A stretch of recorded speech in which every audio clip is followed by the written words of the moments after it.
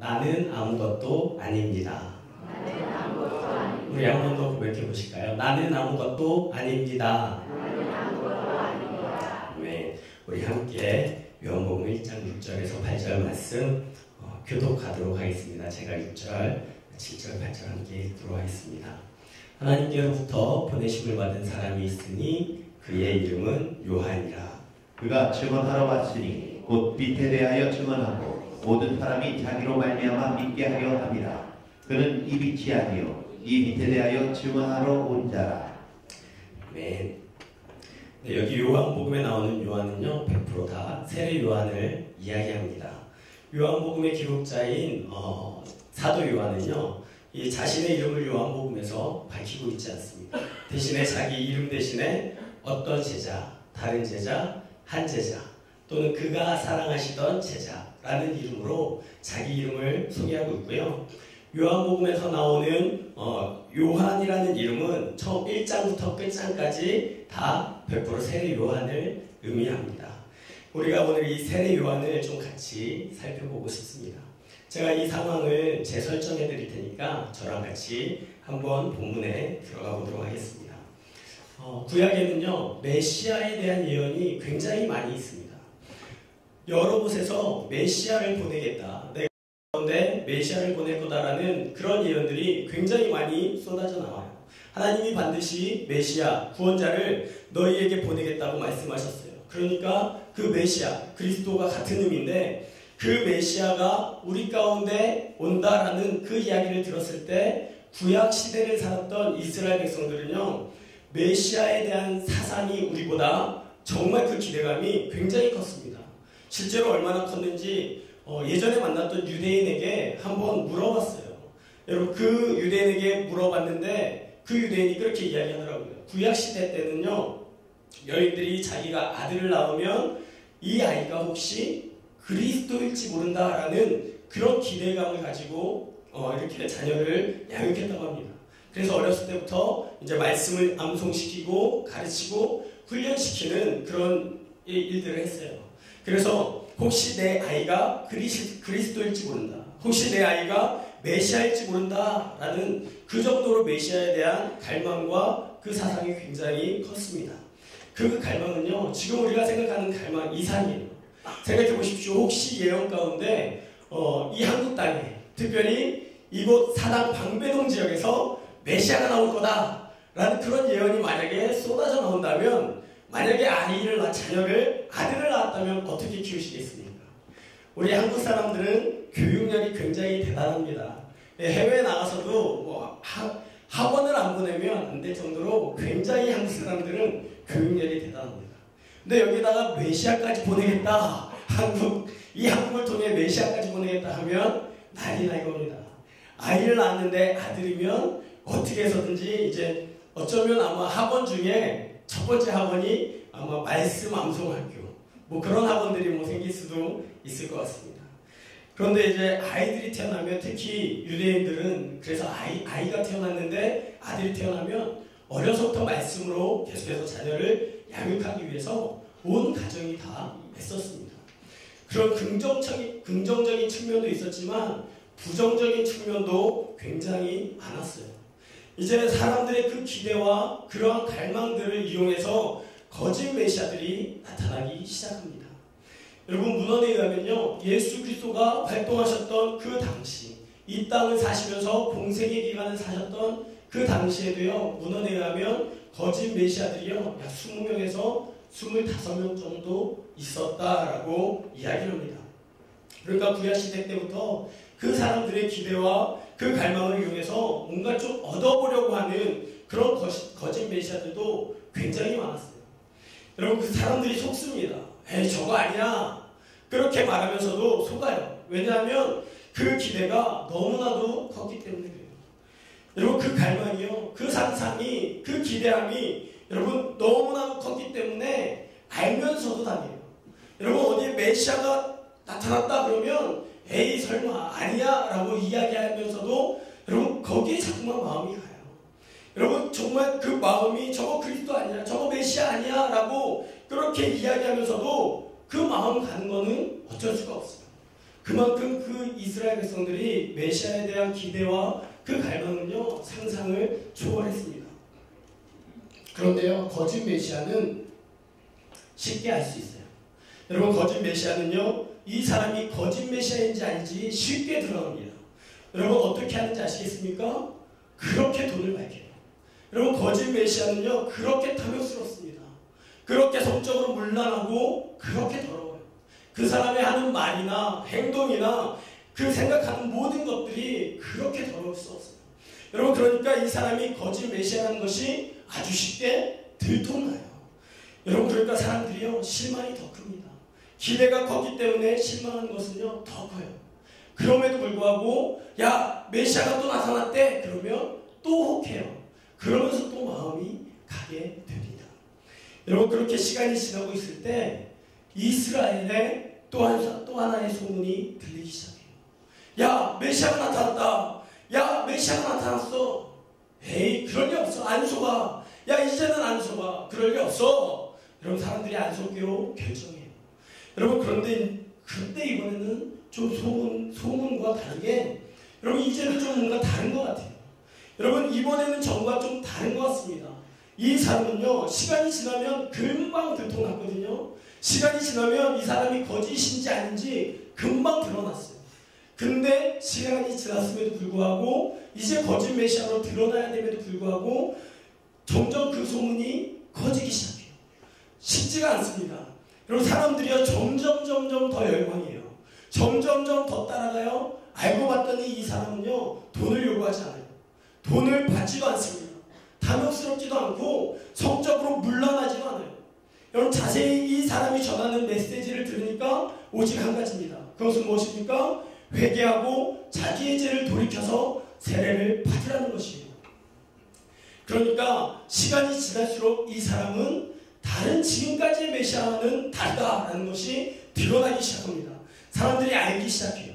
그러니까 사람들이 열광하기 시작하고 환호하기 시작합니다. 점점 수많은 사람들이 더 따르기 시작해요.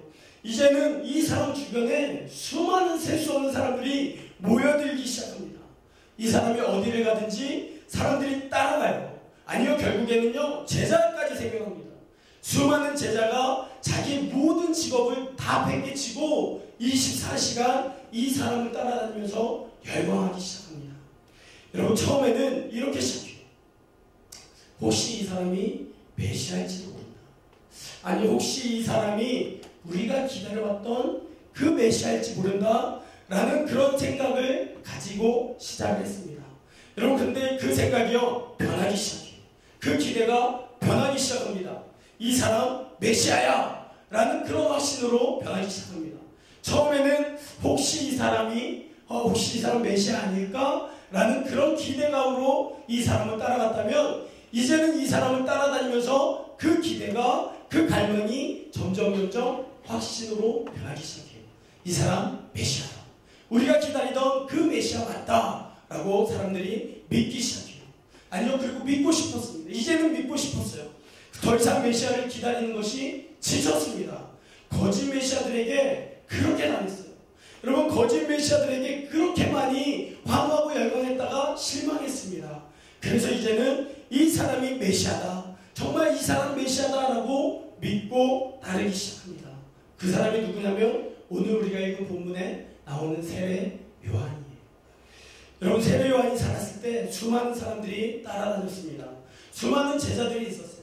그럼 제가 이 말씀을 드리는 이유가 무엇이냐면 지금 이 요한복음이 기록되었을 이 당시에는 세례 요한, 지금 우리가 읽은 이 상황이 끝나고 나서 50년, 60년이 지나고 나서 기록된 복음서입니다.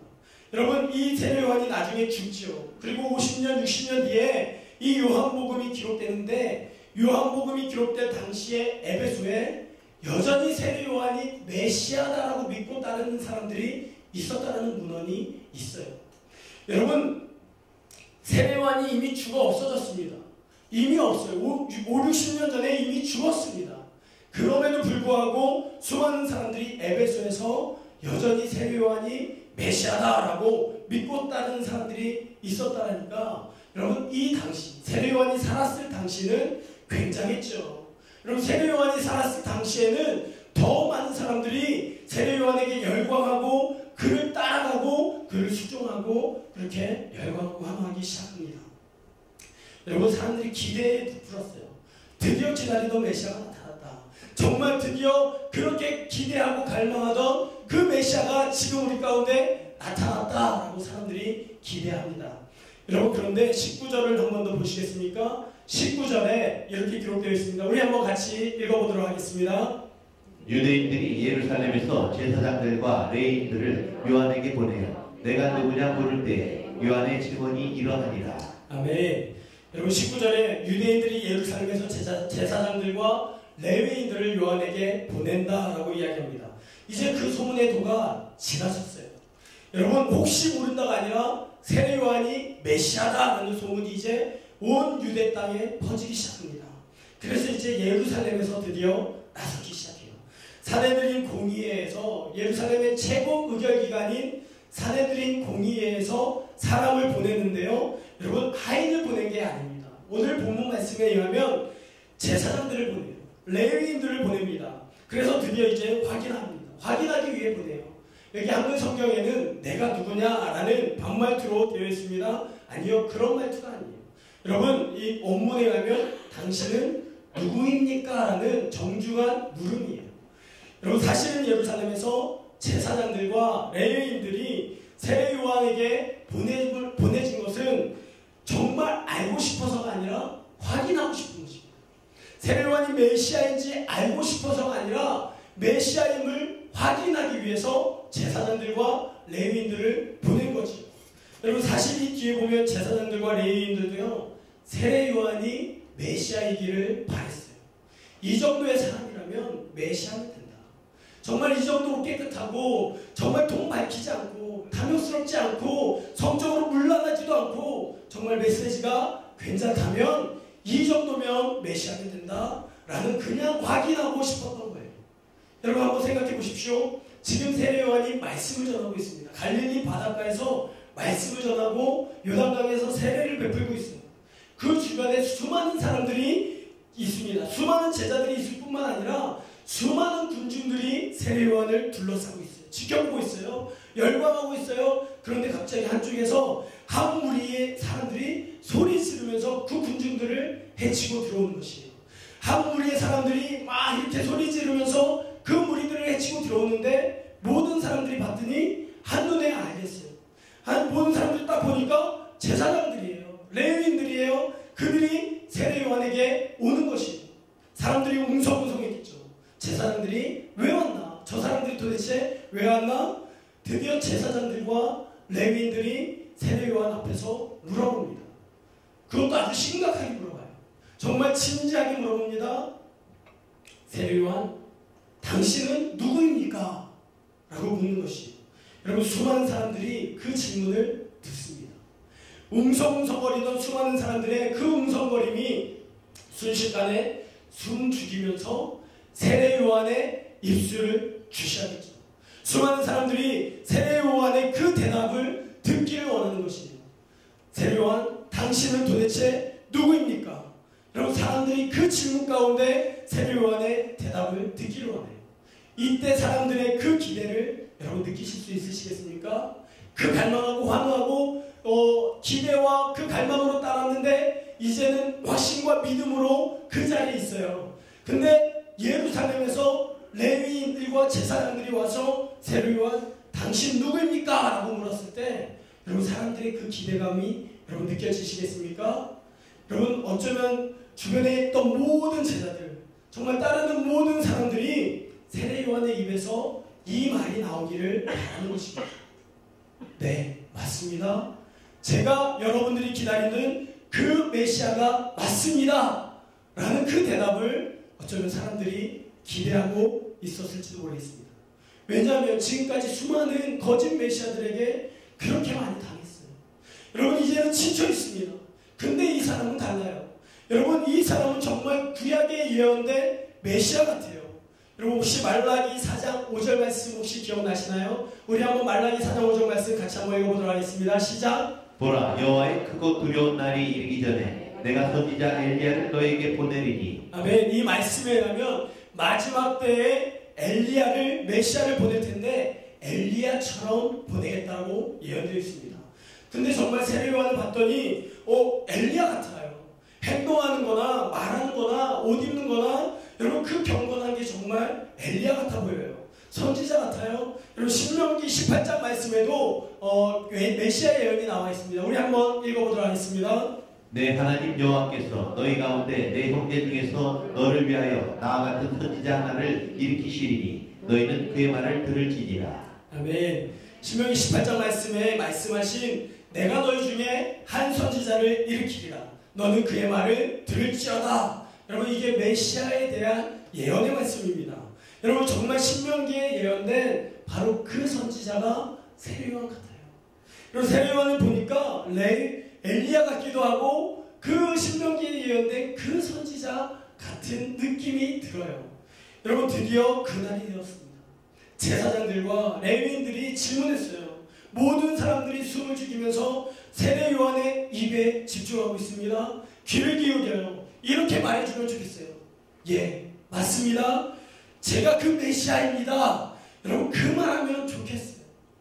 여러분 근데 그 질문을 받고 세례 요한이요 조금도 주저하지 않고 분명하고 명확하게 여러분 조금도 애매하지 않게 단호하게 말합니다. 그 말씀이 요한복음 1장 20절이에요. 우리 1장 20절 말씀 같이 한번 읽어보도록 하겠습니다. 시작. 요한이 드러내어 말하고 숨기지 아니하니 드러내어 하는 말이 나는 그리스도가 아니라 한데. 네, 20절에 보면 요한이 드러내어 말하고 숨기지 아니하니 드러내어 하는 말이 이 말입니다. 나는 그리스도가 아니다. 여러분 한번 상상해 보십시오. 그리스도로 믿고 따랐던 정말 조금도 주저하지 않고 정말 이 사람이 그리스도라고 믿고 화신했던 그래서 그를 따라다니고 환호하고 열광했던 그 제자들의 그 기분이 어땠겠습니까?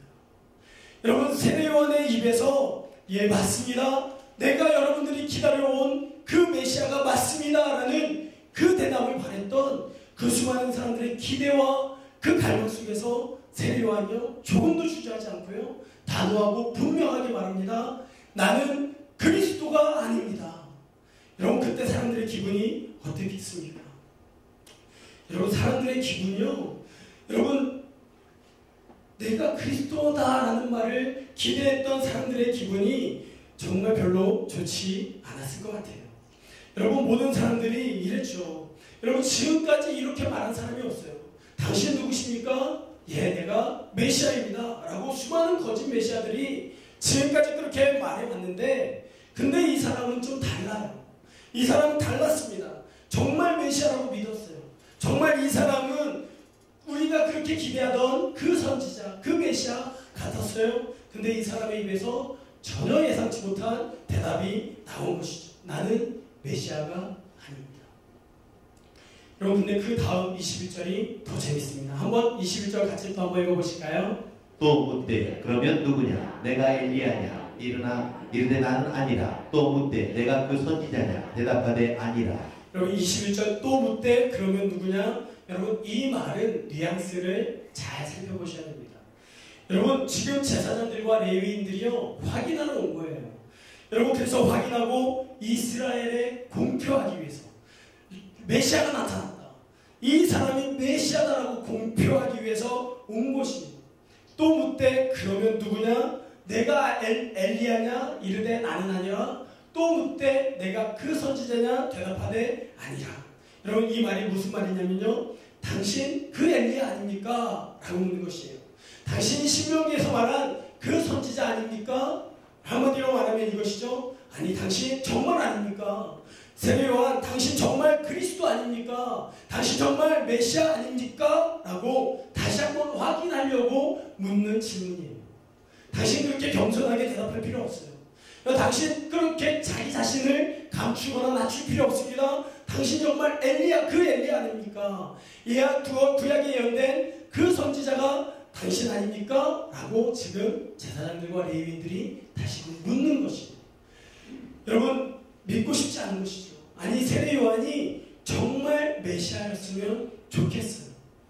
근데 아니래요. 여러분 한번 생각해 보십시오. 세례 요한이요, 이 상황에서 나는 그리스도가 아닙니다 라고 말하는 게 쉬웠겠습니까? 어려웠겠습니까? 여러분 쉽지 않아요. 수많은 사람들이요, 자기를 향해서 기대하고 있습니다. 여러분 단 몇백 명의 사람들이 아니에요. 수천 명의 사람들이 여러분 그 세례요한의 주변에 있어요. 수천 명의 사람들이 요단강가에서 세례요한을 중심으로 둘러싸고 있습니다. 여러분 기대하고 있어요. 환호하고 있습니다. 여러분 자기를 향해서 갈망하고 있어요. 열광하고 있습니다. 자기 자신에 대한 기대치가요, 상상 이상이에요. 여러분 메시아로 따르고 있습니다. 정말 이 사람 메시아다라고 믿고 따랐던 사람들이 굉장히 많아요. 여러분 그 분위기에 압도당할 수 있어요. 여러분 결코 세례 요한이요, 그 군중들, 그 수많은 군중들 앞에서 그 압도된 분위기에서 나는 그리스도가 아닙니다라고 말하는 것이 쉽지가 않아요. 여러분 이때 세례 요한이 어떻게 말하느냐에 따라서 사실은 이 사람의 인생이 달라지게 되죠. 여러분 왜냐하면 수많은 사람들이 세례 요한을 메시아로 믿고 있기 때문에 그래요. 따르고 있기 때문에 그렇습니다. 여러분 이때 세례 요한이요, 네 맞습니다. 내가 여러분들이 기다려온 그 메시아가 맞습니다 라고 말하는 순간 여러분 이 사람의 인생은 구수가 피는 것이죠. 여러분 수많은 돈을 거머쥘 수 있어요. 여러분 그렇게 대답하는 순간 수많은 명예와 사랑, 그 사람이 이 세상에서 얻을 수 없는 그 모든 것들을 한순간에 얻을 수 있습니다. 그렇지 않나요?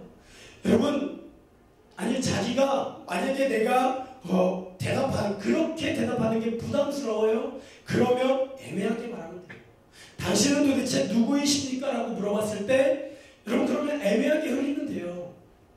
세례 요한 당신 누구이십니까? 아니 됐습니다. 뭐 그러면 돼요. 여러분 됐어요. 나중에 여러분 그렇게 대답하면 여러분 사람들이 그럼 다 알아서 메시아가 나타났대 다 알아서 해줘요.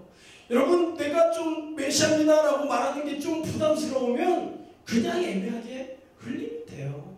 그럼 사람들이 여러분 그러면 지금 열광하고 있는 상태예요. 안 보입니다. 여러분 이성을 다 잃었어요. 여러분 그렇게 애매하게 대답하면 메시아가 맞대 알아서 이렇게 소문이 흘러가는 것이죠. 여러분 사람들이 환호할 때, 정말 사람들이 열광해주고 지지해줄 때, 여러분 알아주고 높여주기 시작할 때 그 마음이 변하는 게 바로 사람의 마음이에요. 여러분 그거 아십니까? 여러분 사람들이요, 저도 그렇게 좀 알아주면 좋더라고요. 여러분 많은 사람들이 아니라 몇 명 길가에 가다가도 뭐 한두 명만 알아줘도 여러분 그렇게 좋더라고요. 여러분 제가 부교육자 시절에 있을 때 말씀을 전하고 내려왔을 때 혹 나중에 어떤 성도님들께서 말씀 너무 좋으십니다. 말씀을 이렇게 은혜가 되는지 모르겠습니다. 이 말만 해주셔도 단 한마디인데 여러분 그 말 들을 때 제가 얼마나 기분이 좋은지 모르겠어요. 여러분 그렇게 막 알아주고 그렇게 말씀해 주시면, 칭찬해 주시면 여러분 그때 저는 그때가 가장 두렵더라고요. 여러분 제가 교만해질까봐, 여러분 제가 착각할까봐, 여러분 누군가가 저에게 그렇게 말씀해 주실 때 내 마음이 변할까봐 전 그때가 그렇게 두렵더라고요. 여러분 세대 알아주고 높여주고 존귀하게 해주고 칭찬해주고 열광해주고 환호해주면 변하는 게 사람 마음이에요. 저도 흔들리는데 여러분 저도 그 마음이 막 이렇게 기분이 좋아지는 것이 느껴지고 여러분 그렇게 제 자신이 그렇게 마음이 높아지려고 하는 것들이 느껴지는데 여러분 세례 요한은 어떻겠습니까? 여러분 세례 요한이요, 나는 그리스도가 아니라고 이야기하는 것이 결코 쉽지가 않아요. 애매하게 말하면 되죠. 여러분 사람들이 궁금해합니다. 그러면 도대체 당신 누구십니까? 도대체 넌 누구냐라는 질문에 하는 대답이요 23절이에요. 다시금 사람들이 물어봤을 때 23절 세례 요한이 이렇게 대답을 합니다. 우리 한번 같이 읽어보도록 하겠습니다. 이르되 나는 선지자 이사야의 말과 같이 주의 길을 곧게 하라고 광야에서 외치는 자의 소리로라 하니라. 아멘. 이르되 나는 선지자 이사야의 말과 같이 주의 길을 곧게 하라고 광야에서 외치는 자의 소리라는 것이. 여러분 광야에서 외치는 자라고 말하지 않습니다. 여러분 뭐라고 말하는지 아시겠습니까? 여러분 광야에서 외치는 자의 소리래요. 외치는 자라면 그래도 좋겠어요. 여러분 외치는 자라면 만질 수라도 있죠. 여러분 사람이죠. 대상이라도 되죠. 여러분, 근데 세례 요한의 입에서 나오는 지금 그 고백은 무엇인지 아시겠습니까? 저는 외치는 자도 아닙니다. 저는 그냥 그 사람의 입에서 나오는 소리일 뿐입니다. 사랑하는 성도 여러분, 여러분 소리가 뭔지 아시겠습니까? 여러분 그거는요 형태도 없어요. 순식간에 사라집니다. 여러분 지금 제 입에서 소리가 나오는 거 들리시죠? 여러분 이 마이크를 통해서 제 입에서 지금 소리가 나가요. 여러분 이 세상에 0.1초도 존재하지 않는 것이 소리입니다. 여러분 나오는 즉시 사라지는 것이 소리예요. 여러분 아침에 이슬처럼 쉽게 사라지는 것이 바로 소리입니다. 여러분 바람처럼 사라지는 것이 소리예요. 여러분 지금 수많은 제자들이 있습니다. 수많은 사람들이 지금 세례 요한에게 열광이에요. 세례 요한에게 기대하고 있습니다. 그런 사람들 앞에서 세례 요한이 지금 이렇게 말하는 것이에요. 죄송합니다. 저는 광야에서 외치는 자의 그냥 소리일 뿐입니다. 여러분 그 다음 말은 더 좋아요. 27절 우리 한번 같이 읽어보도록 하겠습니다. 시작. 곧 내 뒤에 오시는 그이라. 나는 그의 신발끈을 풀기도 감당하지 못하겠노라 하더라. 아멘. 여러분 저는 소리도 아닙니다. 저는 그분의 신발끈 푸는 것조차 감당할 수 없는 그런 사람입니다. 그런 미천한 자예요. 존귀 여김받을 이유가 없는 그러한 사람이 바로 나입니다. 라고 지금 세례 요한이 고백하는 것이죠. 여러분 이 세례 요한의 고백을 한마디로 표현하자면 이것입니다. I am nothing. 나는 아무것도 아닙니다. 나는 아무것도 아닙니다. 라고 고백하는 것이죠. 여러분 저는 이 세례 요한의 고백이 왜 그렇게 좋은지 모르겠어요. 나는 아무것도 아닙니다. 여러분 이렇게만 살 수 있으면 얼마나 좋을까? 나도 세례 요한처럼 이렇게 고백하며 살 수 있으면 얼마나 좋을까 생각하며 매일같이 그렇게 묵상하며 생각하며 삽니다. 우리 사랑하는 성도 여러분, 혹시 내 일평생 내가 죽기 전에 꼭 한번 보고 싶은 건 있으십니까? 우리 내가 살아가면서 정말 이 세상 사는 동안에 꼭 한번 여러분들 보고 싶은 것 있으시죠? 있을 거예요. 여러분 이 세상 사는 동안에 정말 죽기 전에 내가 꼭 한번 보고 싶은 것 물어보면 100이면 100 다 있다고 대답하시더라고요. 어떤 사람들은요 성지순례 가보는 것입니다 라고 대답해요. 보니까 5월달인가 6월달에 성지순례 가더라고요. 맞죠? 네, 부럽습니다. 저도 꼭 한번 가보고 싶어요. 예수님 태어나신 곳, 정말 초대교회 당시의 사람들이 어떻게 그 신앙을 지켰는지 저도 그 자체로 죽기 전에 꼭 한번 가보고 싶어요. 어떤 사람들은요 달력에 나와 있는 아주 좋은 경치 뭐 그런 거 있죠? 내가 죽기 전에 꼭 저기 한번 가보고 죽어야지. 내가 꼭 저기 스위스, 저기 저런 뭐 영국 내가 꼭 한번 가봐야지. 어떤 사람들은 그런 기대 가지고 사는 사람도 있더라고요. 또 어떤 사람들은 뭐 내가 죽기 전에 첫사랑을 한번 더 봐야 되지. 뭐 첫사랑 뭐 믿는 사람들 말고 믿지 않는 사람들은 꼭 첫사랑 경우도 간혹 있는 것 같습니다. 여러분 누구나 다 죽기 전에 한번 꼭 보고 싶은 거 있는 것 같아요. 그런 소망들이 다 있습니다. 저에게도 있어요. 여러분 저 정말 있습니다. 죽기 전에 제가 정말 이 세상에서 꼭 한번 보고 싶은 것이 있어요. 성지순례요? 아니요. 그거는 두 번째인 것 같아요. 여러분 제가 정말 죽기 전에 내 눈으로 꼭 한번 보고 싶은 것이 무엇이냐면 그건 바로 내 일평생 내 사모하는 예수 그리스도가 존귀하게 여겨지는 것을 꼭 보고 싶습니다. 여러분 그 예수 그리스도가 이 땅 가운데서 존귀함 받는 거 그거 꼭 보고 싶은 것이 저의 소원이에요. 여러분 정말 내 모든 일평생에 내 모든 시간과 젊음과 열정과 내 모든 것들을 다 드리면서 섬기면서 정말 따라가고 내 사랑하는 예수 그리스도가 존귀함 받을 수만 있다면 정말 이 한국 땅에서뿐만 아니라 온 열방 가운데 내가 지금 가는 그 베트남 땅 가운데서도 그 예수 그리스도의 이름이 존귀함 받을 수 있다면 얼마나 좋을까? 그리고 저 그거 일평생 꼭 그거는 보고 싶은 소원이 제 안에 있습니다. 여러분 정말 예수 그리스도가 존귀함 받을 수만 있다면 모든 사람들을 통해서 예수 그리스도의 이름이 존귀하게 될 수만 있다면 여러분 사람들에게 잊혀져도 좋을 것 같아요. 여러분 정말 내 사랑하는 예수 그리스도가 높임을 받을 수만 있다면 사람들이 나한테 환호해 주지 않아도 정말 충분히 견딜 수 있을 것 같습니다. 여러분 예수님이 높임을 받을 수만 있다면 정말 예수님이 존귀함 받을 수만 있다면 모든 사람들이 예수의 이름 앞에 무릎 꿇고 경배하고 정말 그 이름에 환호를 올릴 수만 있다면 정말 예수 그리스도를 위해서 죽어도 좋을 것 같아요. 여러분 그래서 저는요 제 카톡 우리 김영신 목사님하고 우리 또 강수사님하고만 카톡 친구에 제 전화번호를 저장을 안 해서 잘 모르지만 그래서 제 카톡 아이디가 뭐냐면 별명이 죽음을 목적 삼는 삶입니다.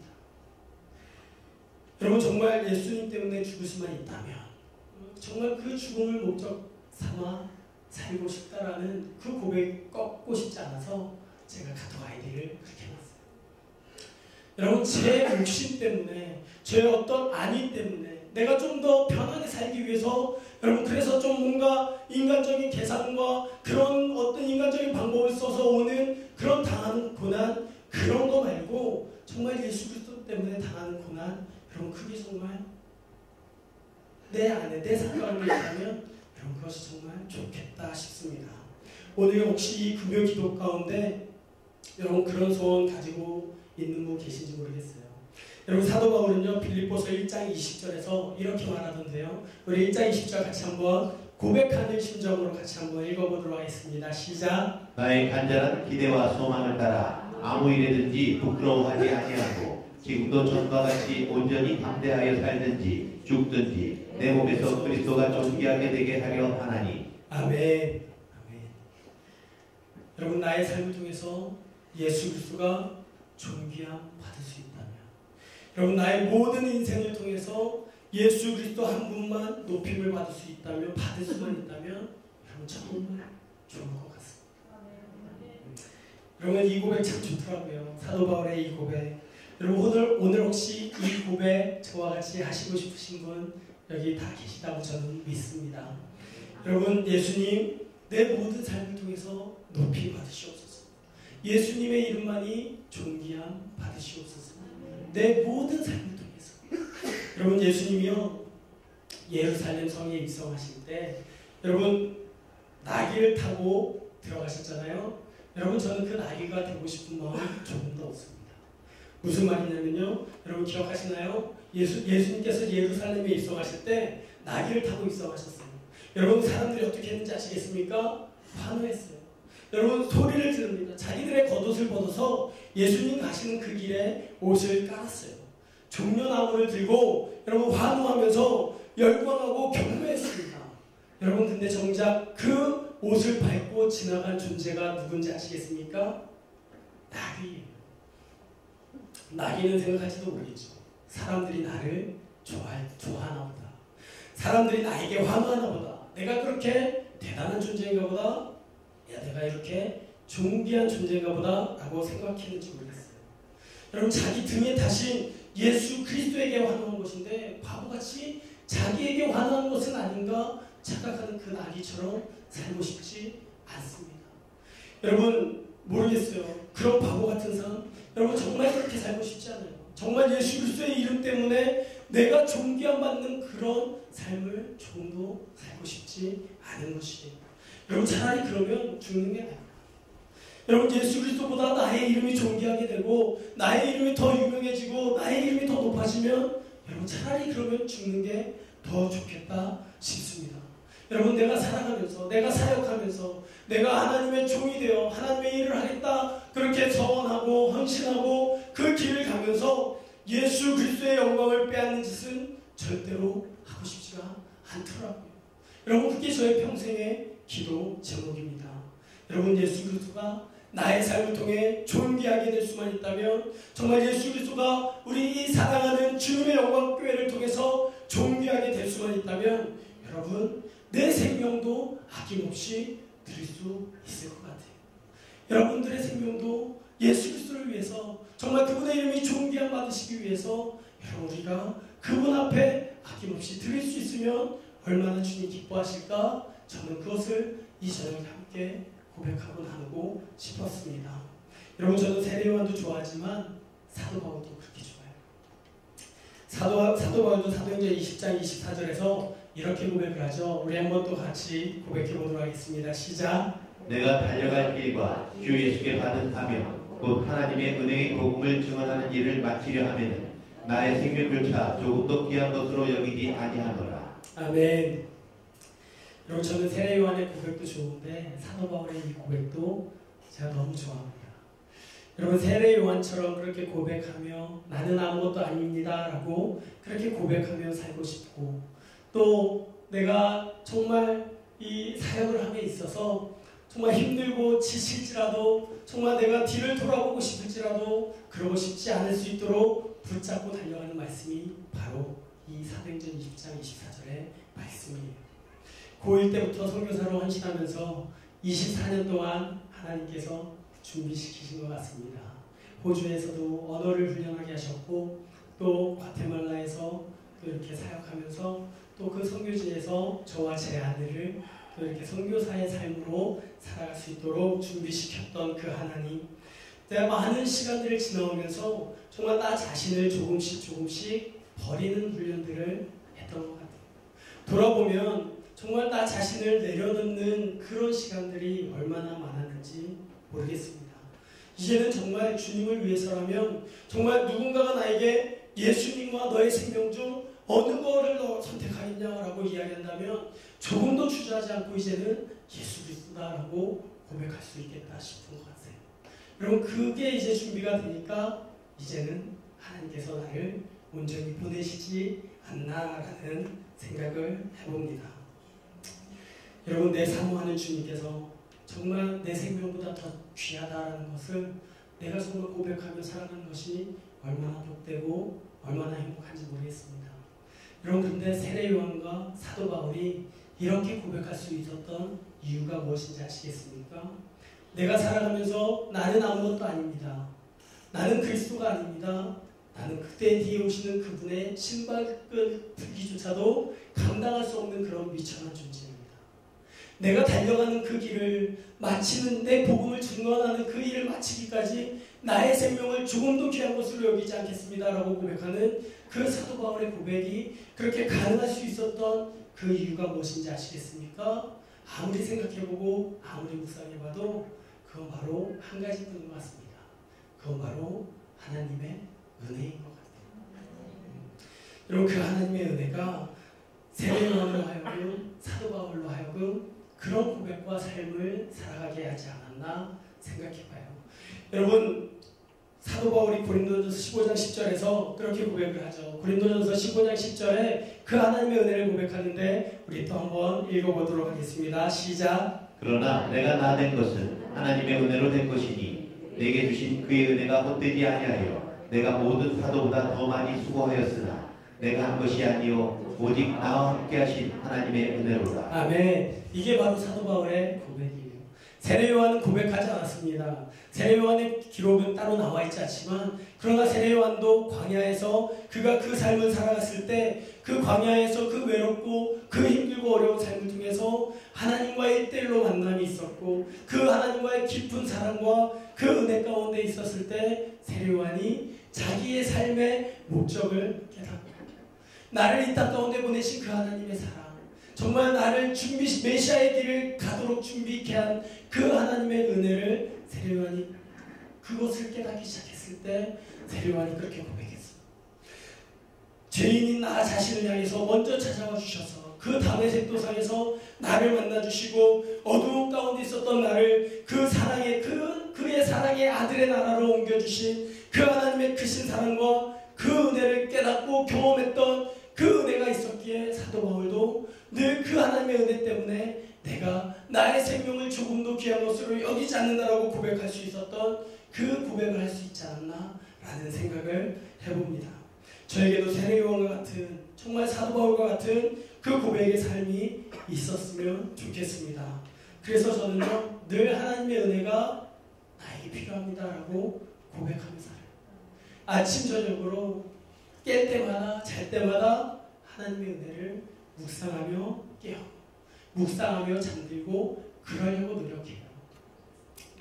여러분 정말 죄인으로 죽을 수밖에 없고 심판받을 수밖에 없는 나 같은 죄인 살려주신 그 하나님의 사랑과 은혜를 묵상할 때마다 여러분 정말 가만히 있지 못하겠더라고요. 여러분 정말 베트남을 가는 거 가는 이유가 무엇일까? 저는 솔직히 아프리카로 가기를 희망했습니다. 아프리카에서 그 선교 그곳에서 정말 현지인들을 품고 그들과 함께 이렇게 있고 싶었어요. 근데 왜 하필이면 베트남일까? 왜 하필이면 이 땅일까? 라는 그런 고민과 그런 기도를 요 며칠 계속 많이 했었습니다. 근데 결론은 한 가지더라고요. 영혼. 그 땅에 있는 수많은 영혼들, 너를 구원해 주신 그 하나님의 사랑과 그 크신 은혜, 그 복음을 그들에게도 전해야 되지 않겠냐? 라는 그 하나님의 음성이 저의 가슴 가운데 이렇게 울려 퍼지더라고요. 여러분 늘 묵상하는 것은요, 어느 날 내가 복음을 위해서 정말 그 죽음의 위협 앞에 놓였을 때 과연 내가 주 예수 그리스도를 위해서 내 목숨 기꺼이 드릴 수 있을까? 여러분 정말 그럴 수 있을 것 같습니다. 여러분 솔직히 근데 요즘에 다시 한번 그 질문을 저에게 던졌을 때, 이 설교를 준비하면서 다시 한번 그 질문을 던졌을 때 그전에는 그럴 수 있습니다 라고 대답했는데 오늘은 제가 가족이 조금 생각이 나더라고요. 솔직히 가족이 생각이 났습니다. 내 사랑하는 아내와 내 아이들은 내가 없으면 좀 어떻게 하지? 라는 그런 이기적인 생각도 이렇게 제 안에 떠올랐어요. 아니요, 근데 제가 진짜 긴 시간도 필요 없었어요. 1분도 필요 없습니다. 여러분 하나님을 향한 믿음과 기대가 제 안에 동시에 떠오르기 시작했어요. 제 가족과 사랑하는 아내와 자녀들을 향한 그 근심과 걱정이 내가 없으면 어떻게 하나, 이들이 어떻게 누가 돌보아주나 라는 그 근심과 걱정이 제 안에 들기 시작했을 때 동일하게 나에게 주어진 또 다른 생각은 무엇이냐면, 그러나 하나님께서 계시지 않냐, 하나님께서 정말 나의 가족들을 먹이시고 지키시고 인도하실 것을 믿기에 내가 그분 앞에 모든 것을 맡기고 의탁하는 것, 정말 그 믿음이 제 안에서 동일하게 이렇게 그 의심을, 그 염려와 두려움을 덮기 시작하는 것을 느끼기 시작합니다. 여러분 오늘 그 하나님의 은혜가 필요한 분 계시지 않으세요? 오늘 우리가 이 금요기도 기도회 가운데 나온 이유가 그 하나님의 은혜를 구하기 위함이라고 저는 믿습니다. 여러분 세례 요한에게 임했던, 정말 사도 바울에게 임했던 그 하나님의 놀랍고 풍성한 은혜, 여러분 그 은혜가 우리의 삶에 충만하면 여러분 우리가 이 세상에 있다가도 없어질 그 험한 물질에 여러분 우리의 시간과 열정과 우리의 생명을 바치지 않을 수 있을 것 같아요. 여러분 세상 사람들은 그렇게 사는데 볼 때마다 얼마나 안타까운지 모르겠어요. 여러분 하나님의 그 은혜가 우리 가운데 충만하면요, 여러분 그러면 우리가 그렇게 고백할 수 있게 되더라고요. 그분 앞에서 나는 아무것도 아닙니다. 내가 가진 것도 아무것도 아닙니다. 내가 가지고 있는 것 그 모든 것 다 존귀한 것 아무것도 없습니다. 오직 주 예수님만이 내 삶에, 내 평생의 삶 가운데 주님만이 존귀하신 분입니다. 고백하게 되더라고요. 여러분 그리스도인으로 살아간다는 것, 여러분 바로 그것인 것 같아요. 우리에게 필요한 것은 그 어떤 것도 아니라 오직 하나님의 우리를 구원해 주신 그 사랑, 그 하나님의 크신 은혜만이 우리의 일평생의 삶에 필요한 게 아닌가 싶습니다. 그리고 그 하나님의 은혜를 우리가 기억한다면, 그 은혜가 우리의 삶 가운데 충만하다면 여러분 결코 우리가 가만히 있을 수 없게 하죠. 나가서 여러분 정말 땅끝이 아니더라도, 땅끝은 어딘지 모르겠습니다. 베트남이든 뭐 그런 해외로 나가는 게 아니더라도 정말 그 은혜가 나에게 임하면 여러분 내가 있는 그곳이 땅끝인 줄입니다. 여러분 우리가 그곳에서 믿지 않는 자들에게 복음을 전하지 않고는 견딜 수 없을 만큼, 정말 그 예수님의 사랑을 전해주지 않고는 우리가 정말 어떻게 할 수 없을 만큼 정말 그 기쁨, 그 은혜가 오늘 이 밤에 우리 모두에게 필요하다라고 저는 생각합니다.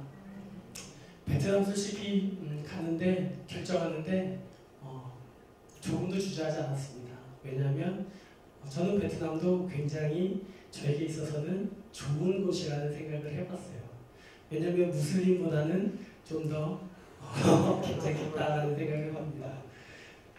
주님이 더 험한 곳으로 가라고 하면 그때는 또 이렇게 기도하면서 가겠지만 지금은 베트남 그 땅을 향해서 가라고 할 때 저는 기쁨으로 즐거움으로 주님 말씀하셨기에 가려고 준비 중입니다. 혹시 그 땅에서 또다시 주님께서 말씀하셔서 영모야 네가 나를 위해서 또 다른 곳으로 갔으면 좋겠다라고 말씀하시면 그때는 아마 저도 주저하지 않고 또다시 대답하고 또다시 가겠죠.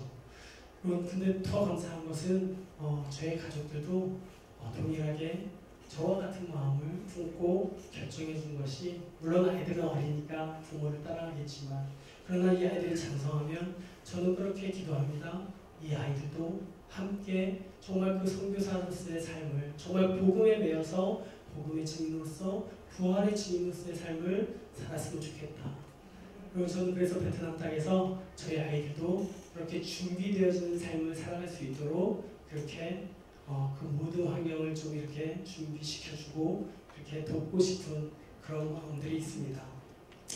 우리 이 저녁에 그 하나님의 은혜가 정말 저에게 주셨던 정말 저의 삶을 이렇게 변화시키시고 이끌어주시고 조금도 주저함 없이 결단하게 하시고 갈 수 있도록 이끌어주시고 정말 그 땅에서도 예수 그리스도의 이름이 존귀함 받을 수 있도록 그렇게 나에게 사명을 주셨던 그 하나님의 그 은혜 오늘 이 밤에 우리 모두가 좀 함께 그 은혜를 간구하는 기도를 하면 어떨까 싶습니다.